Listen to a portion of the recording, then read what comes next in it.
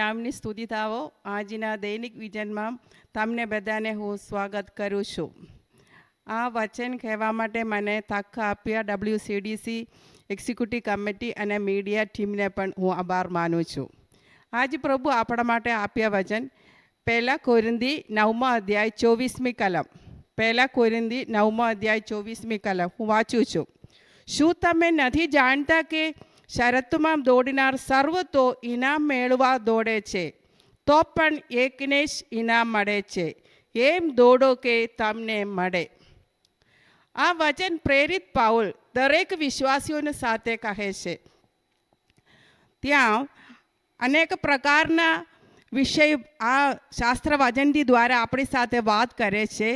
ખ્રિસ્તી જીવન એક દોડ સમાન છે. ખ્રિસ્તી જીવન એક યુદ્ધ સમાન છે. ખ્રિસ્તી જીવન એક યાત્રા સમાન છે. પ્રભુ ઈસુની લેહુથી ઉદ્ધાર પાયા દરેક વિશ્વાસીઓ માટે એક ખ્રિસ્તી દોડ છે. આજના મારા વિષય એ છે ખ્રિસ્તી દોડ. દરેક વિશ્વાસીઓ એના ખ્રિસ્તી જીવનના આરંભથી એના મરણ સુધી આ દોડવાનું છે. આપણા જીવનની અંદર અમે આ જગત પર જીવે છે. અમે બધા બાળકો થઈને મોટો થયા. આપણા સ્કૂલના જીવન અને કોલેજના જીવન, બીજા કઈ પ્રકારના સેક્યુલર જીવન, અમારી પઢાઈ પૂરી કરીને અમે આગળ વધી ગયા. અત્યારના જમાનામાં જુવાનો બાળકો પણ એ જ રીતે આગળ વધે છે. એમના સ્કૂલ જીવનમાં, કોલેજ જીવનમાં પણ અમે કઈ પ્રકારના દોડ મતલબ ગેમ્સમાં અમે ભાગ લેતા હતા. આ જગત ઉપર આવા પ્રકારના ગેમ્સ આપણા માટે રાખી મૂક્યા છે. આપણા શરીર માટે, આપણા તંદુરસ્તી માટે, આપણા દિમાગ માટે, ફ્યુચર માટે પણ છે. અહીંયા પ્રેરિત પાઉલ એ જ રીતે વાત કરે છે. બધા લોકો દોડે છે પણ એક જ નહીં મળે છે. એના મતલબ બીજા લોકો દોડવાનું નથી એમ નથી. અમને ખબર છે અમે એક દોડમાં સ્પર્ધામાં ભાગ લેવે તો અમે એકલા નથી, આપણા સાથે બીજા એક ગ્રુપ પણ છે. બધા લોકો સ્પર્ધામાં મહેનત કરીને મને ઇનામ મળવું જોઈએ એ જ વિચારધારાથી અમે કામ કરે છે, મહેનત કરે છે. પ્રેરિત પાઉલ અહીંયા વચનની દ્વારા આપણે સાથે વાત કરે છે. એક ઉદાહરણ પણ આપ્યું છે. પહેલવાન એમને દમન કરીને તેઓ ઇનામ મેળવવા માટે ત્યાં મહેનત કરે છે. શું છે અમે મહેનત કરવાની જરૂર? શું છે આપણા ઇનામ? શું છે અને કોને આ સ્પર્ધામાં દોડમાં ભાગી લેવી શકે છે? દરેક વિશ્વાસીઓને ભાગી લેવું પડે. કોઈ કારણથી કોઈને દૂર થવા નથી શકતા. વચન કહે છે આમાં આ ઇનામ શું છે? આનંદ જીવન છે આપણા માટે. અમે જ્યાંથી અમારા દોડ પૂરું થાય છે, આપણા ફિનિશિંગ પોઈન્ટ આપણા પ્રભુ ઈસુ ખ્રિસ્તુ છે. આપણા ઈસુ ક્રિસ્તુની પાસે પહોંચવા માટે આ દોડ ચાલુ રાખવાનું. દુનિયામાં કઈ પ્રકારના દોડ છે. અમે ઓલિમ્પિક્સ વિશે અમે જાણે છે, એશિયન ગેમ્સ વિશે અમે જાણે છીએ. ઘણા લોકો આમાં સ્પર્ધામાં ભાગ લેવે છે, વિજય પ્રાપ્ત કરે છે. આપણા ખ્રિસ્તી જીવનમાં અમારા દોડ માટે એક ટ્રાક છે. આ ટ્રાક આપણા પરમેશ્વર દિયા હુઆ પરમેશ્વરના વચન છે. આ વચનના ટ્રાક ઉપર અમે જીવન એટલે અમારા દોડવાનું છે. અમારા શરીર કો કસરત કરના જરૂર. પ્રેરિત પાઉલ કહે છે એને 25મી કલમ વાળી દરેક પહેલવાન સર્વ પ્રકારે દમન કરે છે. તેઓ તો વિનાશી મુગટ મેળવવા સારું એમ કરે છે, પણ આપણે તો અવિનાશી મુગટ મેળવવા સારું માટે હું એવી રીતે દોડું છું. પણ સંશય રાખનારની પેટે નહીં, હું મુખ્યો મારું છું, પણ પવનને મારનારની પેટે નહીં. પણ હું મારા દેહનું દમન કરું છું તથા તેને વશ રાખું છું. વચન કહે છે હાલેલુયા.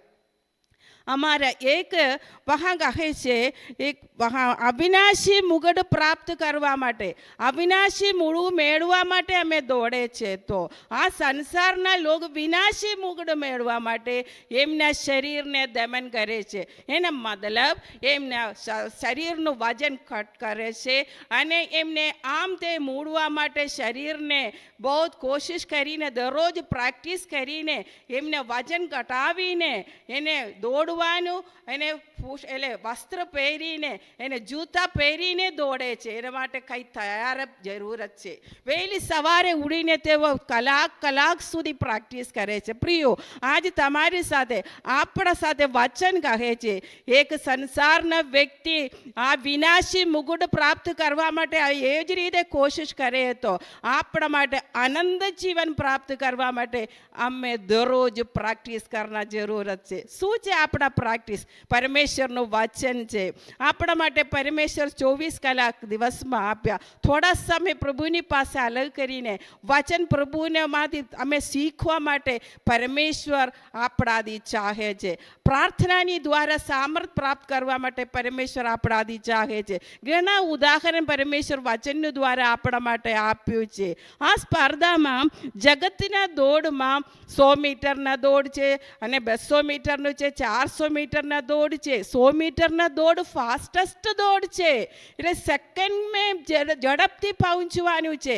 આપણા ક્રિસ્તી જીવન આવા પ્રકારના દોડ નથી. આપણા ક્રિસ્તી જીવન મારેથોન દોડ છે. હાલેલુયા. મારેથોન દોડના સ્ટાર્ટિંગ ધીમે છે. દરેક વિશ્વાસીઓના જીવનની અંદર, દરેક સેવકોના જીવનની અંદર, અમારા સેવકાઈમાં, અમારા ક્રિસ્તી જીવનની અંદર અમારા દોડ ધીમે ધીમે દોડવાનું છે. આમ ફાસ્ટેસ્ટ દોડ કરે તો ઝડપથી અમે થાકી જવાનું છે, પછી અમે વધારે નથી દોડી શકે છે. મારેથોન દોડ ઘણા કિલોમીટર દોડવાનું છે. એટલે દરેક વિશ્વાસીઓ પરમેશ્વર આપણા માટે કેટલા વર્ષ આ જિંદગી આ સંસારમાં જીવવાનું છે, ત્યાં સુધી અમે ધીમે ધીમે ઓડીને પરમેશ્વરનું વચનનું આધીન થઈને ટ્રાક ઉપર આમ તેમ જોવાનું નથી. પરમેશ્વર ઉપર નજર જોઈને, પ્રભુ ઈસુ ખ્રિસ્તની ઉપર નજર જોઈને દોડવા માટે પરમેશ્વર અમને સમજાવે છે.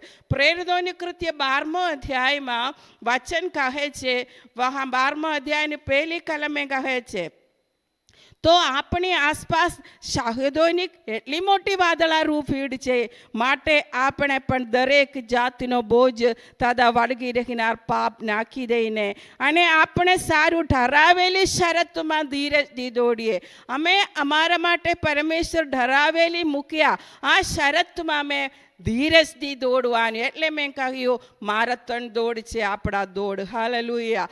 શા માટે ધીરજથી દોડવાનું? અમે ઘણા લોકો આપણે ઉદાહરણ છે બાઇબલનું અંદર અને આપણા સંસારમાં કિતના ક્રિસ્તી લોગ, કિતના પાસવાન લોગ ઝડપથી મોટો થવા માટે કોશિશ કરી, ઝડપથી આગે વધવા માટે, કંઈ ને કંઈ પ્રાપ્ત કરવા માટે, બીજાને દેખાડું કરવા માટે, આગેવાન બનવા માટે ઘણા લોકો કોશિશ કરી. લેકિન પરંતુ થોડા સમય બાદ તેઓ હટકી ગયા, તેઓ ટ્રાક બદલ ગયા. તેઓ આમ તેમ જોવાનું. પહેલા જમાનામાં અમને ખબર છે મીડિયા નથી, પહેલે તો આપણા પાસે મોબાઈલ ના હતા. બધા અમે કંઈ રોડ ઉપરથી જાવે તો ઘણા ફ્લેક્સમગો આમ તેમ જોઈ શકતા હતા. એટલે અમે સ્કૂટરમાં, બાઇકમાં, કારમાં જાવે તો અમારા ટ્રાક, અમારા સાઈટ हम बदल कर उस पर हम ध्यान करें तो कई प्रकारના એક્સિડન્ટ થવાનું શક્યતા છે. તો એ જ રીતે આપણા જીવનની અંદર પણ આમ વિશ્વાસ જીવન મેં દોડીને વખત ઘણા પ્રકારના પ્રલોભન, ઘણા પ્રકારના લોભ આપણા જીવનની અંદર આવવાનું શક્યતા છે. ત્યારે પણ અમે ધ્યાન કરવાનું, અમારા ટ્રાક બરાબર છે નહીં, ટ્રાક બદલ ગયા નથી, અમે વચનથી દૂર ગયા હે નથી. અમે જાણવાનું છે. વચન કહે છે તમે તમારા દરેક પ્રકારના બોજો તથા વળગી રહેનાર પાપ તમે નાખીને તમે દોડ્યા. ક્યાં હે વળગી રહેનાર પાપ? એક જાળ સમાન છે. અમે એક જાળનું અંદર ફસી ગયા તો પછી અમે ત્યાંથી અમને બીજાનું મદદ વગર કાઢી બહાર ના આવી શકે. એટલે જાળનું અંદર ફસીને પહેલે તમે ધ્યાન કરવાનું, તમારા દોડ કેવી રીતે છે, બરાબર છે એ નથી.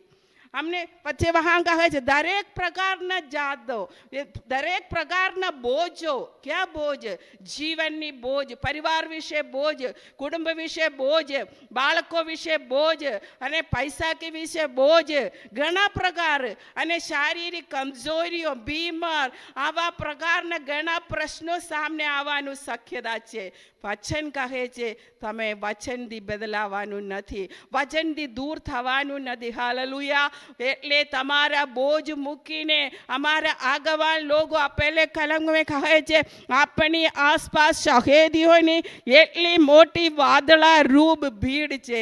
અમારા માટે નમૂના આપીને અમારા આગેવાન બાપ દાતાઓ દોડીને તેઓને સાક્ષી પૂરી કરી. એમને પણ ઘણા પ્રકારના સમસ્યા સામને કર્યું. તેઓ જેલની અંદર ફસ ગયા, તેઓને મારપીટ કર્યું, એને વાળથી તલવારથી મારી નાખવામાં આવ્યું, ઘણાએ સિંહની ગુફામાં નાખી દીધો. આવા પ્રકારના સમસ્યા ઘણાને પથ્થરથી મારી નાખ્યું.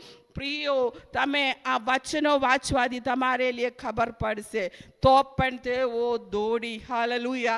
પ્રિયો, મેં આજ તમારી સાથે કહેવાનું એક વાત છે, તમે દોડો. અમારા માટે એક નમૂના છે પ્રેરિત પાઉલ. તો પહેલે ખ્રિસ્તી લોકોને મારી નાખવા માટે, પકડી લઈ જવા માટે બહુ કોશિશ કિયા. પ્રેરિત પાઉલને પરમેશ્વર પકડી લીધો, પરમેશ્વરનું સેવકાઈ માટે બોલાયા, તે પરમેશ્વર માટે સમર્પણ કર્યું. પછી આપણા માટે આ પ્રેરિત પાઉલ એક નમૂનો બની ગયા. હાલેલુયા. શા માટે? પ્રભુ ઈસુનું સુવાર્તા આપવા માટે, કષ્ટ વેદના સતાવણી સહન કરીને પ્રભુ માટે. પ્રેરિત પાઉલ કહે છે હું પકડી લીધું એમ નથી, લેકિન પરમેશ્વર માટે હું કરી. વચન કહે છે જે પછવાડે છે તેને વિસરીને અને જે આગળ છે તેની તરફ દઈને ખ્રિસ્તુ ઈસુમાં દેવીના સ્વર્ગીય આમંત્રણના ઇનામને વાસ્તે દોડું છું. હાલેલુયા. ખ્રિસ્તુ ઈસુના આમંત્રણ શું છે? આપણા માટે ઇનામ રાખી મૂક્યું છે.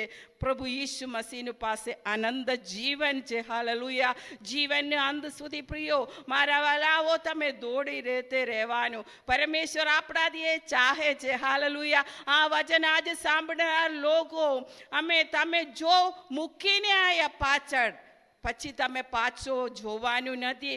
જીવનમાં પાછો જોયા એક વ્યક્તિએ લોતની પત્ની, એ ખારનો થાંભલો બની ગયું. એના આવક સંપત્તિ, એના ઘર, એને બધું સંપત્તિ ઉપર લાલચ મૂકીને પાછો જોયું, એ કારણથી થાંભલા બની ગઈ. વાયલાઓ, વચન કહે છે તમે પાછળ જો મૂકીને આવ્યા પછી તમે પાછળ જવાનું નથી. તમારે આગળ શું રાખી મૂકી છે એની ઉપર તમે નજર રહીને તમારે લક્ષ્ય સ્થાન મેં તમે પહોંચવાનું પરમેશ્વર તમારાથી એ ચાહે છે. ઈસુ ખ્રિસ્તુ આપણા નમૂનો છે.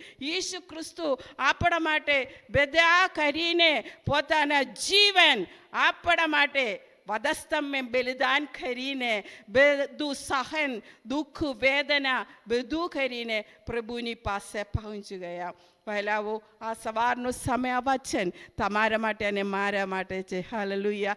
પ્રેરિત પાઉલ અમને સમજાવે છે ઇનામ મેળવવા માટે તમે દોડવાનું, તમારા શરીરને વશ કરવાનું, તમે દમન કરવાનું, તમારા શરીરને કંટ્રોલમાં રાખવાનું. હાલેલુયા. કેવી રીતે?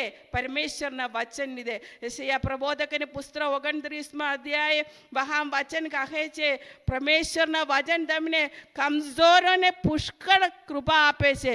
છોકરા તો નિકર થશે અને જુવાનો ઠોકર ખાશે, થાકી જશે, પણ યહોવાની વાટ જોનાર નવું સામર્થ પામશે. અમારા માટે દોડવા માટે નવું સામર્થ્યની જરૂરત છે. હાલેલુયા. દોડવા માટે નવી કૃપાની જરૂરત છે. હાલેલુયા. દોડવા માટે શક્તિની જરૂરત છે.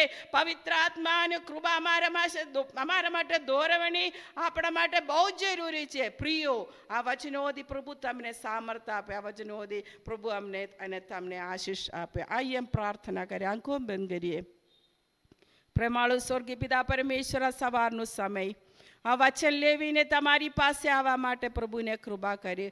આ વચન મારી સાથે વાત કરી પ્રભુજી. આ વચન સાંભળનાર તમારા બાળકોની સાથે પણ પ્રભુજી વાત કરશે હું વિશ્વાસ કરું છું. પ્રભુજી, પ્રભુ દરેક વિશ્વાસીઓ પ્રભુજી માટે આ વચન એક ઉપયોગી બની જાય. પ્રભુજી, હાલેલુયા.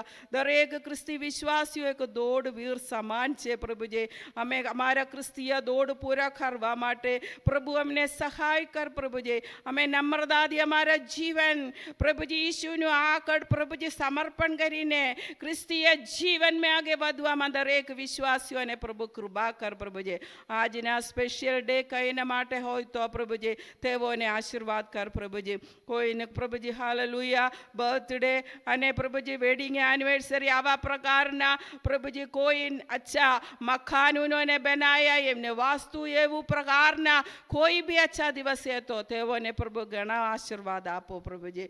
પ્રભુ સારે મહિમા આદર ઈસુ મસીહ તમને આપે. અમારા પ્રાર્થના તારનાર પ્રભુ ઈસુનું નામથી અમે માંગીએ છીએ. આમેન. God bless you.